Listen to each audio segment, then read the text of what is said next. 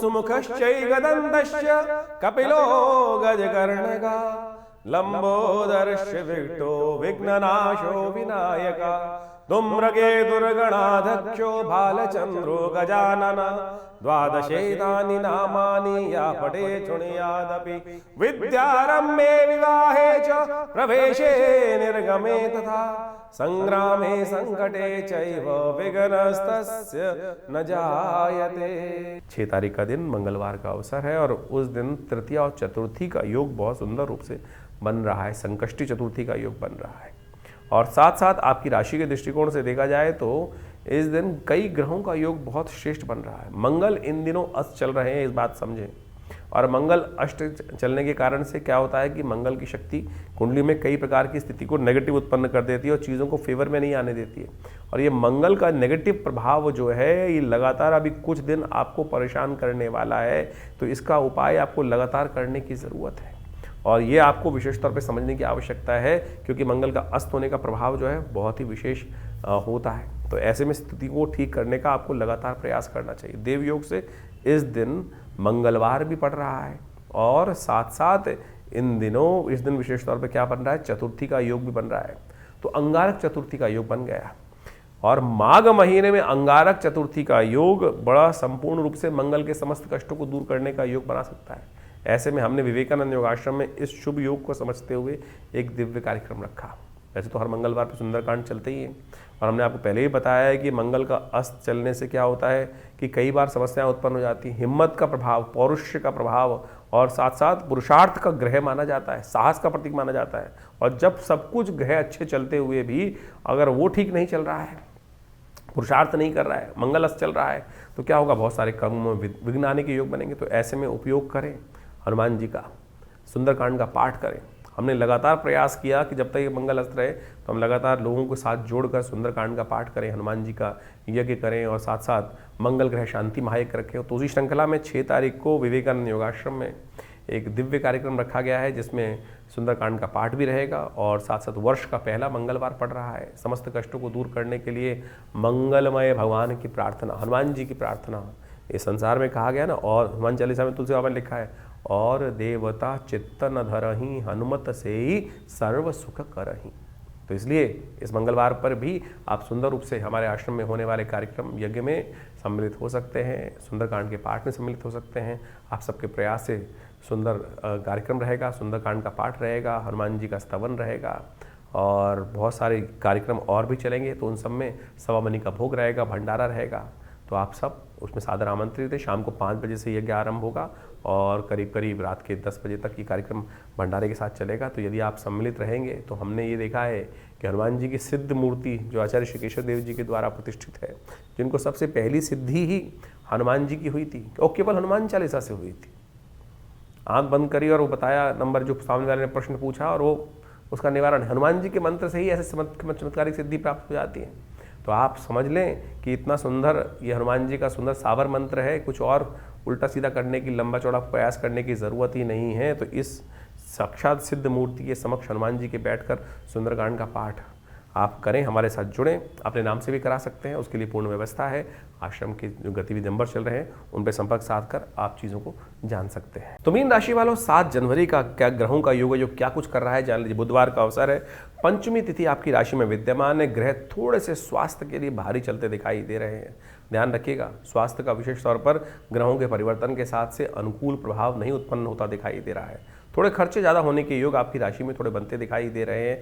तो इसलिए खासतौर पे अपने मनोमस्तिष्क का विचारों का आपको थोड़ा ध्यान रखते हुए कार्य करने का प्रयास करना चाहिए। चंद्रमा के साथ केतु की युति जिस प्रकार से आपकी राशि में जो बन रही है, जहाँ बन रही है, वो कहीं ना कहीं थोड़ा सा मनोमस्तिष्क को नेगेटिव करता दिखाई दे रहा है। मंगल अस्त, साथ में शुक्र इत्यादि अस्त चल रहे हैं, सूर्य ने इन सब के ऊपर नेगेटिव प्रभाव डाल रखा है। खर मास का योग चल रहा है। तो चीज़ें कई बार क्या होती है, हमारे हाथ में आते आते रुक जाती है। अरे शनि की 7.5 चल रही है भाई, तो इस बात का ध्यान रखते हुए कार्य करो तो बहुत बढ़िया रहेगा। उसका उपाय लगातार करते रहने की ज़रूरत है। और शनि तो आपको पूरे वर्ष इस बार परेशान करने के योग लगातार देंगे ही देंगे। तो इस समय जो योग चल रहा है उसको आपको लगातार ठीक करने की ज़रूरत है, उसका उपाय करने की ज़रूरत है। परोपकार कार्य करें, किसी देवस्थल में जाकर एक काम कर सकते हैं, या तो कोयला जहाँ खाना बनता हो कोयले का दान करना आपकी राशि के दृष्टिकोण से अच्छा है। कभी कभी ये अवश्य कर दिया कीजिए, कहीं ना कहीं कष्ट निवृत्ति का योग, कहीं ना कहीं कष्ट से बचने का योग भगवान की कृपा से आपकी कुंडली के अनुसार से बन जाएगा। हरी चीज़ों का दान करना भी आपके लिए अच्छा रहेगा, सब्जी इत्यादि का दान करना भी आपकी राशि के दृष्टिकोण से अच्छा रहेगा। 8 तारीख यदि ग्रहों का योग समझें तो बृहस्पतिवार का अवसर, षष्ठी तिथि इस दिन विद्यमान है और ग्रहों का परिवर्तन का योग बनेगा, उम्मीद रखें। लेकिन दिन थोड़ा सा भारी दिखाई देता है, शाम आते आते कुछ नया परिवर्तन का योग बनता दिखाई देगा। यानी दिन कैसे भी थोड़ा सा खर्चा वाला ज़्यादा रहेगा, तो खर्चों पे थोड़ा कंट्रोल रखते हुए कार्य करने का प्रयास करें। कई बार क्या होता है, मनोमस्तिष्क ऐसा लगता है कि कहीं हम अड़ जाते हैं कि नहीं ऐसे ही रास्ता, अरे दुनिया में बहुत रास्ते हैं, ऐसे भी वैसे भी कैसे भी, हमको एक ही रास्ता। कई बार इन दिनों ग्रहों का योग आपकी राशि के दृष्टिकोण से है, थोड़ा बुद्धि डंप हो रही है, तो कहीं ना कहीं वो स्थितियाँ समझ में नहीं आ रही हैं। शाम आने दीजिए, थोड़ा डिले करने का प्रयास कीजिए। कई बार चीज़ों को डिले करना बड़ा अच्छा रहता है, एकदम तुरंत डिसीजन लेना कई बार नुकसानदायक हो सकता है। तो आज का दिन जैसा भी ये काटने का प्रयास करें, नई सूर्य अस्त होने के साथ साथ नए जीवन के बहुत से कष्ट हैं उनको निवृत्ति करने का योग भी आपकी राशि में बनने के योग बहुत बढ़िया से बन सकते हैं। पीली चीज़ों का दान करना आपके लिए बड़ा अच्छा रहेगा। गुरु का सानिध्य प्राप्त करना, गुरुजन का आशीर्वाद लेना आपके कल्याण योग कहीं ना कहीं बन सकता है आपकी राशि में। 9 तारीख यदि हम बात करें, शुक्रवार का अवसर है, सप्तमी तिथि विद्यमान है और ग्रह नक्षत्रों के दृष्टिकोण से ग्रह परिवर्तन की तरफ जा रहे हैं। बहुत सारी चीज़ें आपको क्लियर होती दिखाई देंगी, मनोमस्तिष्क में नए विचार आपके लिए आने के योग बनते रहेंगे। उन विचारों को थोड़ा सा ध्यान देने की आवश्यकता है। कई बार क्या होता है, रात को हमने कोई सपना देखा होता है और अगले दिन हमको लगता है कि ये बिल्कुल ऐसा ही घटना घट गया, तो ऐसा ही योग आपकी राशि में इस वक्त बनकर तैयार है कि बहुत सारा पूर्वाभास हमें होने के योग बनते दिखाई देंगे। बहुत सारी चीज़ें आपको इंट्यूशन के तौर पर समझ में आने की योग बनती दिखाई देंगी। और इस दिन खास तौर पर ध्यान रखिएगा, सप्तमी है, सूर्य इन दिनों खरमास में चल रहे हैं, शुक्रवार के दिन सप्तमी का योग बन रहा है और साथ साथ भद्रा का योग भी है। तो कम से कम नए कार्यों की तरफ बहुत ज़्यादा जोर लगा के कार्य ना करें, उद्धृत ना हो। नए कार्यों को करने की तरफ जाना कहीं ना कहीं नुकसानदायक साबित हो सकता है। भगवान सूर्य को विशेष तौर पर अर्घ देने का प्रयास करें। ये माघ के महीने की कृष्ण पक्ष की सप्तमी है, जिसे विशेष तौर पर सप्तमी के रूप में ही जाना जाता है, सर्वदात सप्तमी के रूप में जाना जाता है। और ये विशेष तौर पर यदि हम देखें तो हिमाद्री इत्यादि ग्रंथों के अंदर इसका वर्णन लिखा है कि भगवान सूर्य को इस दिन अवश्य अर्घ देने का प्रयास करना चाहिए। भगवान सूर्य की कृपा से बहुत सारे कष्टों को निवृत्त करने के लिए, इच्छा पूर्ति के लिए सहायता मिलने के योग बन जाते हैं। 10 तारीख का दिन शनिवार का अवसर है, अष्टमी तिथि विद्यमान है और उस दिन ग्रहों का परिवर्तन का योग सुबह सुबह ही बनेगा। और ये परिवर्तन जो है आपकी राशि के दृष्टिकोण से थोड़ा इमोशनल तौर पे हल्का दिखाई देता है। चीज़ों को बहुत कुछ करने के लिए हिम्मत ज़्यादा चाहिए और मंगल अस्त होने के कारण से आप सही दिशा में हिम्मत करने से बचते दिखाई दे रहे हैं। लेकिन साथ साथ आपकी राशि के दृष्टिकोण से यदि हम देखें तो ये धन योग भी बन रहा है आपकी राशि में इस वक्त। ये धन योग नेगेटिव नहीं है, पॉजिटिव ही रास्ते आपके लिए समक्ष उत्पन्न करते दिखाई देंगे। थोड़ी सी मेहनत से रास्ता बन जाएगा, लेकिन इमोशनल पॉइंट ऑफ व्यू यदि आप फंसे रहेंगे, कई बार क्या होता है कि इमोशनल फूल बन जाते हैं। इस समय में हम इमोशनल फूल ना बने। बहुत सारी बेकार की बातें कि जिनमें है उसमें ही टाइम खराब होने के योग बन जाते हैं। बहुत सारे ऐसे विचार होते हैं जो लगातार दिमाग को खाली नहीं होने देते। भैया समय है कार्य का लाभ लेने का, आपके अपनी मेहनत से, आपके अपने सोर्सेज से जो काम चल रहे हैं उसी से आपकी चीज़ें बनने के योग दिखाई देते हैं। तो इसमें उसका लाभ लेते हुए कार्य करने का प्रयास कर लीजिए, अच्छा रहेगा। तो ज्योतिष के दृष्टिकोण से आपने ग्रहों का प्रभाव समझा। माघ का महीना इस बार आरंभ हो रहा है, साथ में नव वर्ष भी आरंभ हो रहा है। 2026 सूर्य का वर्ष है, जिसका नंबर 1 आता है और ये वर्चस्व को स्थापित करने वाला नंबर है। अजीब से एक होड़ पूरे संसार में व्याप्त होने वाली है कि मैं बड़ा, और ये अभिमान की लड़ाई, जिस प्रकार सूर्य जो होते हैं ना वो तेज के मालिक है। और हर व्यक्ति के अंदर सूर्य जो है आध्यात्मिक तौर पे भी और सांसारिक तौर पे भी व्यक्ति को आगे बढ़ाने का योग बनाते हैं। जिनकी जन्मपत्री में सूर्य बहुत अच्छे अंशों में है, उनका स्वामित्व बढ़ने के लिए और साथ साथ स्वाभिमान बढ़ने के लिए अच्छा सा योग, जीवन में वर्चस्व कीर्ति बढ़ने के अच्छे योग इस सूर्य के वर्ष में बनने के योग दिखाई देते हैं। और जिन जिन के सूर्य या तो पाप ग्रह से ग्रसित हैं, या पाप कर्तृ योग में फंसे हुए हैं, या अशुभ स्थिति में जन्मपत्री में हैं, ऐसे व्यक्तियों के लिए जीवन में इस समय में ध्यान रखना पड़ेगा। कीर्ति में दाग लगने के योग बन सकते हैं, क्योंकि सूर्य आपकी कुंडली के अनुसार से, अब ये समझें कि सूर्य आपकी कुंडली के अनुसार से ही कार्य करेगा। सूर्य में जिस प्रकार का प्रभाव है, देखिए अब गोचर के दृष्टिकोण से सूर्य तो का जो वर्ष है वो हर एक के लिए है, लेकिन अब आपका जो खेत है वो किस प्रकार का है, जिस प्रकार का बीज उसमें उत्पन्न होगा तो वैसे ही प्रभाव, बीज डलेगा वैसे ही प्रभाव उत्पन्न करेंगे। तो अब आपके जीवन में, आपकी जन्मपत्री में किस प्रकार का सूर्य कॉम्बिनेशन बना रहा है, नवांश इत्यादि में शुद्ध है कि नहीं है, कहीं पाप कर्तृ योग में फंसा हुआ है, अशुभ ग्रहों के साथ में है, तो उसका प्रभाव भी वैसा ही होने के योग दिखाई देते हैं। ऐसे में सूर्य के उपाय को आपको लगातार करते रहने का प्रयास करना चाहिए। और हमारा भाग्य जो बनता है ना, वो विशेष तौर पे बनता है इस समय में आपके कर्म के अनुसार से, और कर्म को सुदृढ़ करने की आवश्यकता है। ये 2026 का जो वर्ष है, ये विशेष तौर पे ऐसे योगा योग को लेके उपस्थित हो रहा है कि 9 ग्रहों में से 8 ग्रह इस 2026 में परिवर्तन का योग बनाएंगे। देर सवेर बहुत सारे ग्रहों में भयानक उठापटक होने के योग बनते दिखाई देंगे। शनि महाराज को छोड़ के बाकी सब ग्रह राशि परिवर्तन का योग भी बना रहे हैं, और आप मान लीजिए कि जैसा शनि ने पिछले साल योग बनाया, उठापटक का योग बनाया, कई प्रकार के विघ्न भी जीवन में उपस्थित करने के योग बनाए, और ऐसे ग्रहों की अवस्था में परिवर्तन के अनुसार से आप समझें कुछ योग ऐसे भी बनते दिखाई दे रहे हैं जो कहीं ना कहीं उत्पात को दर्शाते हैं।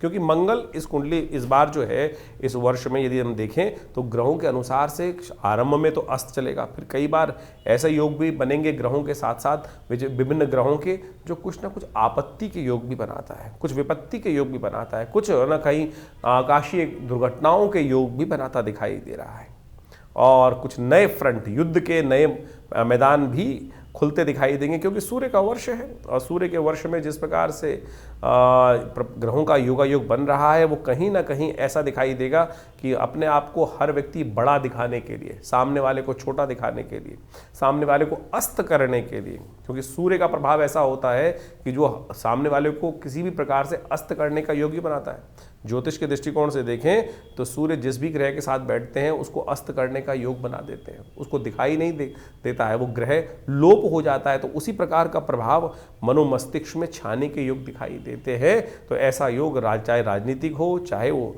सामाजिक तौर पर हो, तो एक दुराग्रह के तौर पे भी इसका प्रभाव संसार में पड़ता दिखाई दे रहा है। तो ऐसे में खासतौर पे जो शनि राहु के योग इस बार बनते दिखाई दे रहे हैं, वो कहीं ना कहीं थोड़ा सा बिल्कुल आसपास ही ग्रहों का योग दिखाई देता है। शनि महाराज को देखें और राहु के साथ देखें तो बहुत पास पास स्थिति चल रही है ग्रहों की इस वर्ष में। तो ऐसे में कुछ खास उपाय आपको करने की आवश्यकता है। वर्ष के आरंभ में बड़ा देव योग बना है, जिसको माघ का महीना कहा जाता है। शास्त्र में एक मंत्र आया है, काशीवासी निवासी च काल भैरव पूजनम प्रयागे माघ मासी च बिल्वपत्रम शिवार्पणम।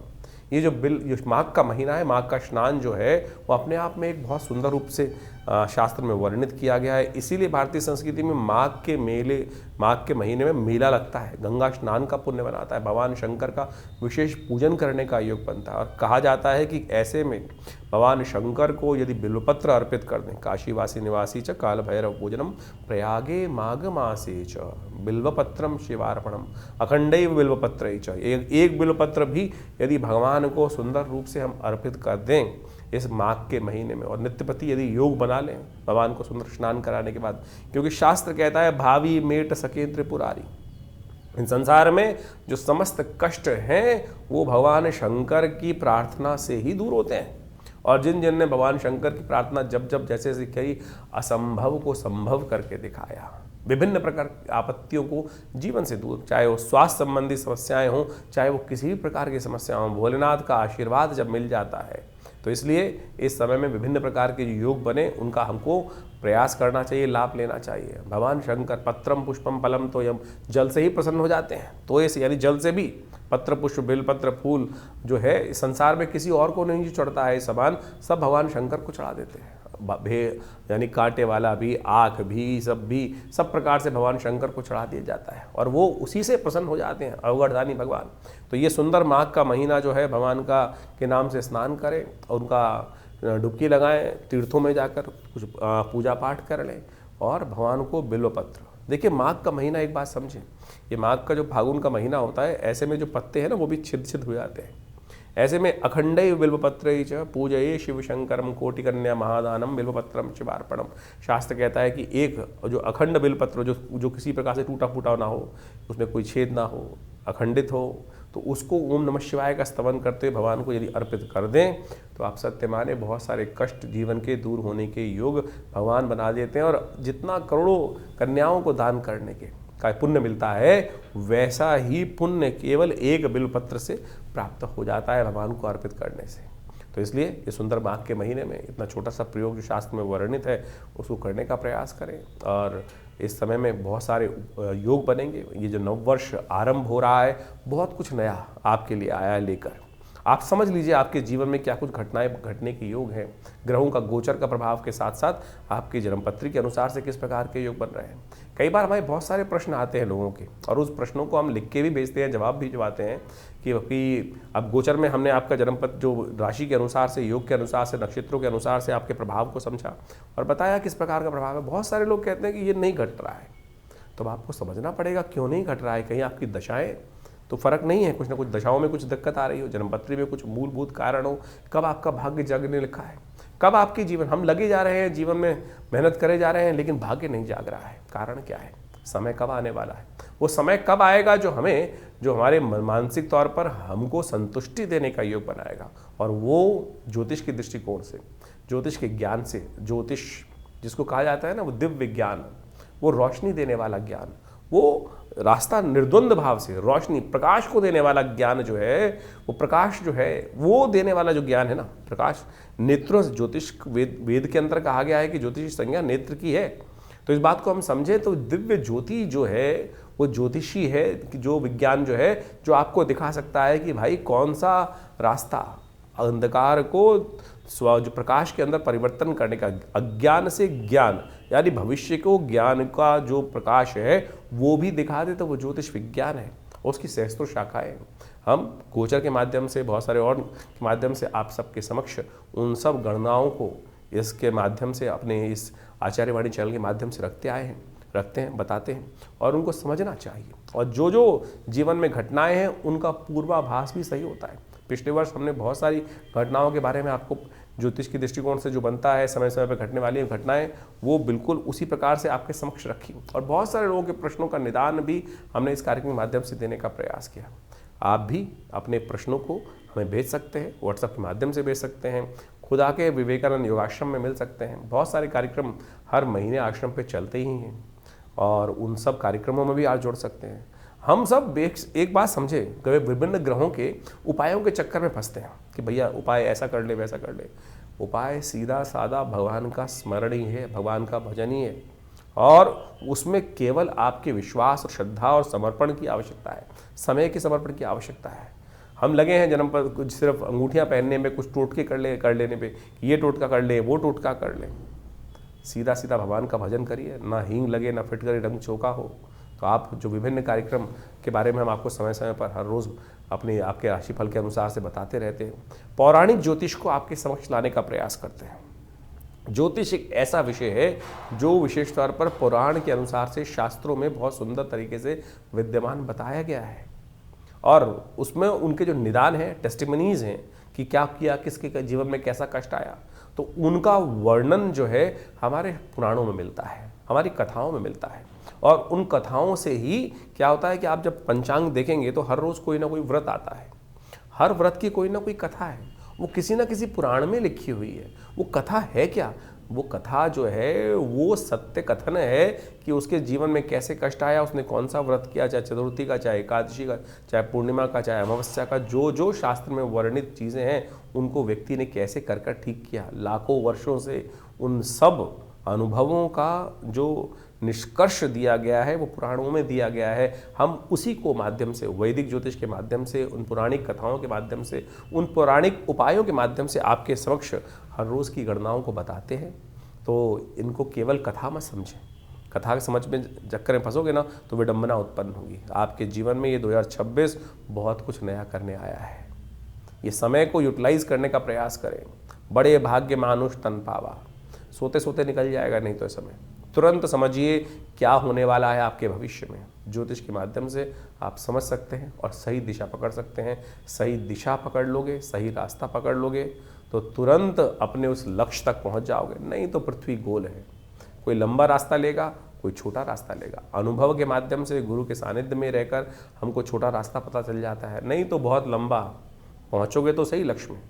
आप समझें कि आप पृथ्वी गोल है, हमको इधर चलना शुरू किया, हम इधर से रास्ता छोटा था तो हम यहीं से यहीं छोटे रास्ते पहुंच जाएंगे।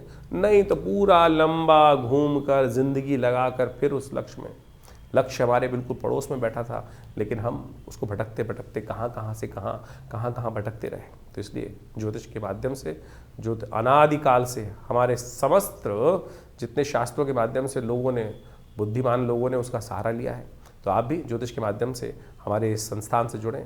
मैं आचार्य डॉक्टर विक्रमादित्य आप सबको नववर्ष की हार्दिक शुभकामना देता हूँ। और ये वर्ष आपके लिए कुछ नया करने के लिए जैसे उद्धृत हो रहा है, न्यूमरोलॉजी के हिसाब से सूर्य का वर्ष है। आप सबके जीवन में सूर्य के समान प्रकाश का सुंदर योग बने और संसार पर आपका वर्चस्व स्थापित हो, ऐसा भगवान की तरफ से आप सबको आशीर्वाद। धन्यवाद, नमस्कार।